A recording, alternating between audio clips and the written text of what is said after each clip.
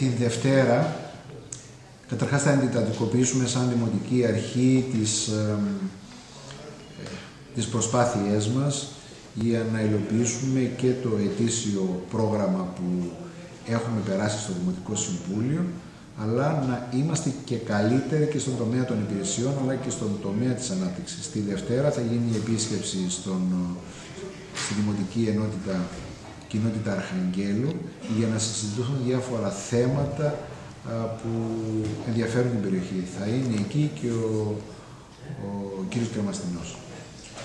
Την Τρίτη θα γίνει σύσκεψη εδώ το μεσημέρι στον Δήμο Ρόδου με τις τεχνικές υπηρεσίες, τον προγραμματισμό, για να δούμε την πορεία των έργων, τόσο αυτό που είναι ενταγμένα στο ΕΣΠΑ, όσο και τα δικά μας έργα, γιατί θέλουμε να επιταχύνουμε τους ρυθμούς μας.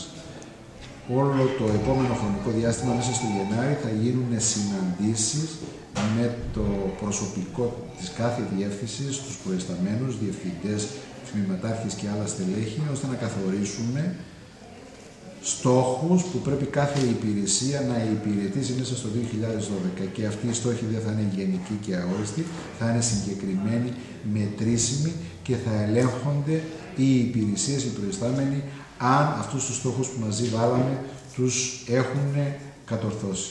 Ο σκοπός μας είναι να γίνουμε πιο παραγωγικοί, πιο αποτελεσματικοί, διότι έχει ανάγκη η κοινωνία τις υπηρεσίες του Δήμου και πρέπει όλοι να αποδείξουμε, οι αιρετοί ή οι εργαζόμενοι, ότι μπορούμε να ανταποκριθούμε στις σημερινές καταστάσεις. Πρέπει η Δημοτική Υπάλληλη και η Δημοτική Αρχή να είμαστε πιο πρακτικοί, πιο αποτελεσματικοί, να αντιμετωπίσουμε την καθημερινότητα και τα λάθη και τις παραλήψεις που είχαμε το 2011, να μην τις έχουμε και το 2012. Θα εντείνουμε τις προσπάθειές μας και τον τόνο αυτό θα τον δώσει ο Δήμαρχος και το πολιτικό προσωπικό της Δημοτικής Αρχής.